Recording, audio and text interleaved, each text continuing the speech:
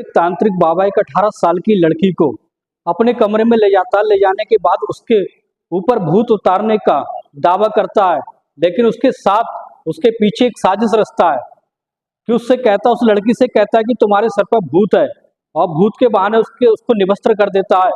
निवस्त्र करने के बाद उसके बाद बारी बारी से उसके साथ कई बार रेप करता है। इतनी दर्दनाक तरीके से उसके साथ संबंध बनाता है कि उसकी चीखें निकलने लगती हैं। दोस्तों फिर क्या होता है, कुछ देर के बाद उसका भांडा फूट जाता है। फिर उस पुजारी के साथ वो होता है जिसे सुनकर आप दंग रह जाएंगे। आइए जानते हैं। नमस्कार दोस्तों, क्राइम स्टोरी में आपका स्वागत है। मैं अफसर सिद्दीकी। अगर आपने हमारे चैनल को सब्सक्राइब नहीं किया तो सब्सक्राइब जरूर कर लें। दोस्तों, राजस्थान के जैसलमेर के गांव का रहने वाले एक परिवार, जिसके मुखिया का नाम होता है राजेंद्र। राजेंद्र जो होते हैं उनकी एक पत्नी होती है और एक 18 साल का लड़का होता है और एक 22 साल की लड़की होती है। लड़की का नाम पूनम होता है। पूनम दिखने बाहर में बेहद खूबसूरत होती है और अच्छी पर्सनैलिटी होती है, लेकिन दोस्तों उसको एक ऐसी बीमारी होती है जिसका कोई पता नहीं चल पा रहा था। वो अच्छे से अच्छे डॉक्टर को दिखाकर थक हार गया था, लेकिन उसका कोई इलाज नहीं मिल पा रहा था। जब भी कोई भी उससे कहता है कि उस डॉक्टर को दिखा दो, वहां जाता और अच्छे से अच्छे डॉक्टर को, महंगे से महंगे डॉक्टर को उसको दिखाता, लेकिन उसका जो बीमारी थी वो पकड़ में नहीं आ रही थी कि आखिर उसे है क्या दिक्कत। दोस्तों वो जो लड़की थी पूनम जो होती वो उदास उदास सी रहने लगी थी और उसको ना खाती थी ना पीती थी, एकदम कमजोर होती जा रही थी। लेकिन उसके माता पिता को इतनी ज्यादा चिंता हो रही थी कि उसका इलाज कराने के लिए बहुत बहुत दूर तक वो चले गए थे, लेकिन उसका इलाज नहीं हो पाया था। दोस्तों वो नीम हकीम से लेकर बड़े बड़े अच्छे डॉक्टर को उसने दिखाया, लेकिन उसका हल यही निकला था कि उसको कोई इलाज नहीं मिल पाया था। मोहल्ले के रहने वाले एक परिवार जो होता है वो कहता है कि ऐसा ही केस हमने एक लड़की का देखा था और वे एक तांत्रिक के पास गए थे। तांत्रिक ने उसको सही कर दिया था, लेकिन उसकी बात को सुनकर वो तांत्रिक के पास पहुंचते हैं। ऐसी मोहल्ले पड़ोस के उनको बताते हैं कि एक ऐसा तांत्रिक है जिसका नाम भैरव बाबा है, और वो एक काली पहाड़ी के जो पहाड़ी के पास में ही रहता है। वो हर तरीके का इलाज करना जानता है और बड़े बड़े अच्छे को उनने सही कर दिया है। जो बड़ा बड़ा अच्छा डॉक्टर सही नहीं कर पाया, लेकिन उस तांत्रिक बाबा ने उसको सही कर दिया है। उसकी बात को सुनकर राजेंद्र अपनी बेटी पूनम को और अपनी पत्नी के साथ जाते हैं। बाद उस तांत्रिक बाबा से मिलते हैं, भैरव बाबा से, और उससे कहते हैं कि बाबा हमारी बेटी को पता नहीं क्या दिक्कत है, क्या बीमारी है। फला फला आदमी को दिखा दिया है, बड़े बड़े अच्छे डॉक्टर को हमने इसका इलाज कराया है, लेकिन इसकी बीमारी पकड़ में नहीं आ रही। आखिर है क्या? ये हर टाइम उदास सी रहती है और पता नहीं ना खाती है ना पीती है। अब इस बात का फायदा उठाकर तांत्रिक जो होता है अपने मन में ही पहले से प्लान बना लेता है। वो कहता है उसके चारों तरफ लड़की को अपने पास बुलाता है, उसको लड़की पूनम को अपने पास खड़ा करता है। खड़ा करने के बाद उसके चारों तरफ घूमता है, इधर घूमता है उधर घूमता है, और घूमने के बाद उसको बड़ा गौर से देखता है।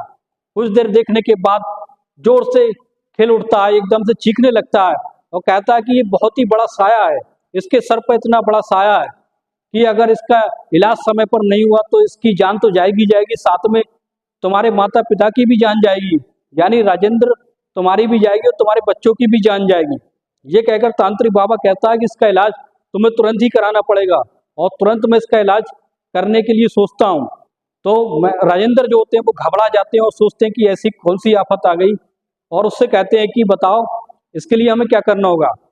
अब अकेले में राजेंद्र को ले जाकर वो तांत्रिक बाबा कहता है कि तुम्हें ये सामग्री लानी होगी, इसका मैं हवन करूंगा, ये करूंगा वो करूंगा, और इस तरीके से उसके कहता है कि लगभग इसमें 3 लाख का खर्चा आएगा, और 3 लाख तुम्हें खर्च करने होंगे। 1 लाख तो मुझे एडवांस में देना होगा और बाकी तुम्हें बाद में देना होगा।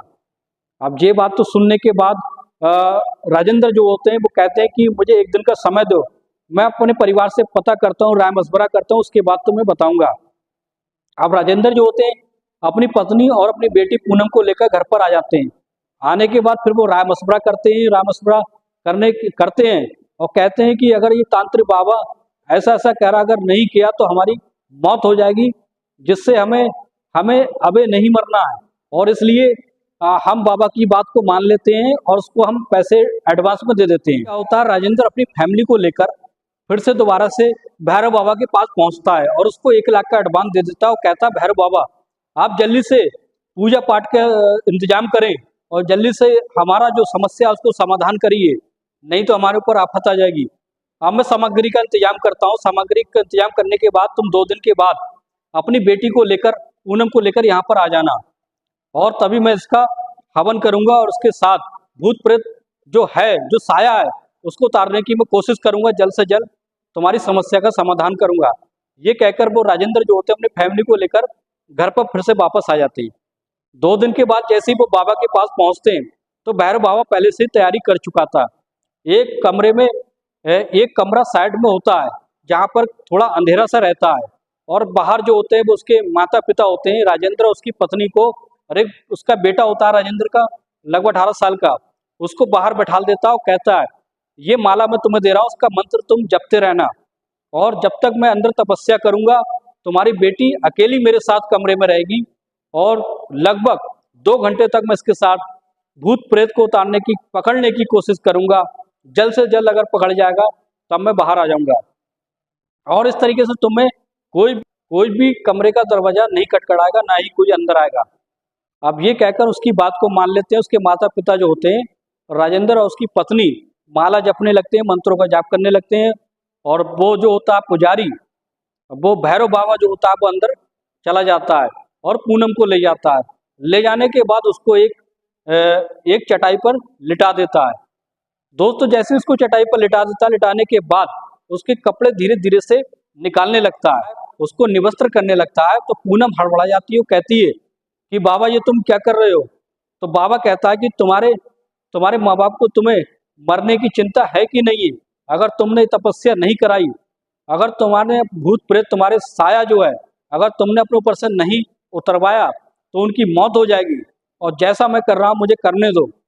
तो क्या होता है, ये बात सुनकर पूनम वैसे ही लेटी रहती है, और धीरे धीरे करके उसके सारे कपड़े निकाल देता है। निकालने के बाद उसको निवस्त्र कर देता है, और इस तरीके से उसके साथ भैरव बाबा पूरे तरीके से, पुरजोर तरीके से, बारी बारी से कई बार संबंध बनाता है। संबंध इस तरीके से बनाता है कि उसकी चीखें निकलने लगती हैं। भैरव बाबा उसके मुंह पर अपना हाथ रख देता है, उसकी चीखें को निकलने नहीं देता है। अगर उसकी चीखें निकलेंगी तो कमरे से बाहर जाएंगी, और उसके माता पिता जो बाहर बैठे हैं वो सोचेंगे पता नहीं क्या दिक्कत, क्या परेशानी है।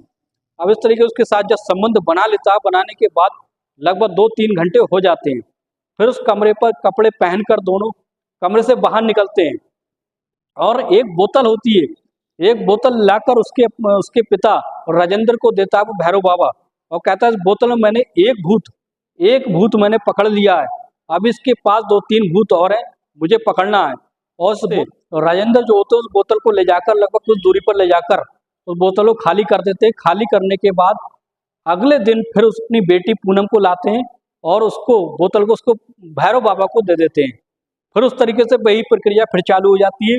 कमरे को बंद कर दिया जाता है, और उसके बाहर उसके माता पिता को मंत्र जपने के लिए दे दी जाते हैं, और 2-3 घंटे तक बारी बारी से फिर उसके साथ वो दर्दनाक तरीके से संबंध बनाता है, और ऐसा ही उसका जो 3 से 4 दिन तक चलता रहता है। लेकिन वो राजेंद्र का जो लड़का 18 साल का होता है, उसके मन में कोई सवाल उठने लगते हैं, और वो समझने लगता है, अपने पापा से कहता है कि ये कैसा बाबा है, हमें बाहर बैठा देता है 3-3 घंटे, 2-2 घंटे तक, ये दीदी के साथ क्या करता है?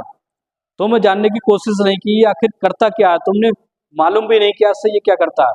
तो उसके वो कहता है कि तुम नहीं जानते हो। राजेंद्र कहता है कि तुम नहीं जानते हो, तुम छोटे हो भी, तुम्हें नहीं पता ये बाबाओं का खेल है, ये भूत प्रेत पकड़ने में बहुत समय लगता है, कोई साया को पकड़ते हैं। लेकिन दोस्तों एक दिन ऐसा होता है कि जब उससे ज़्यादा ही शंका हो जाती है तो फिर क्या करता है, अगले दिन फिर यही प्रक्रिया चालू होती है, और इस तरीके से उस पूनम जो होती है भैरव बाबा के संग अंदर कमरे में होती है। और अब तो क्या होता है, बाबा हद करने लगता है। पहले तो प्राकृतिक तरीके से उसके साथ शारीरिक संबंध बना रहा था, अब तो आप प्राकृतिक तरीके से उसके साथ संबंध बनाने लगता है, और जब वो चीखने लगती है तो थोड़ी थोड़ी चीख निकलती है कमरे से बाहर, थोड़ी सी आवाज आती है। ये आवाज को सुनकर उसका भाई 18 साल का छत के ऊपर पहुंचता है।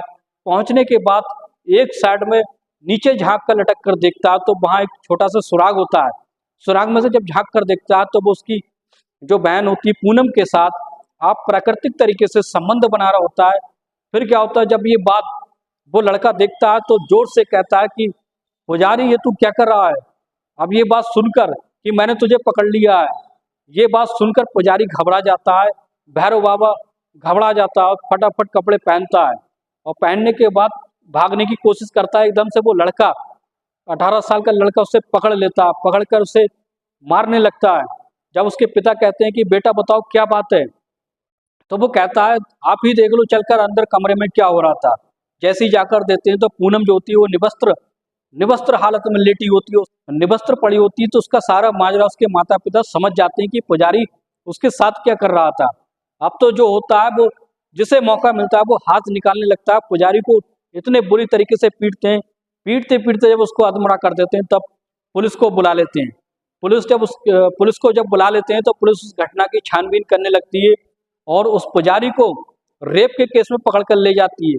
लेकिन फिर क्या होता है दोस्तों, जब पुजारी की सारे भेद खुलने लगते हैं, धीरे धीरे जब भेद खुलने लगते हैं तो पुजारी पता चलता है कि कितना बड़ा फ्रॉड आदमी था।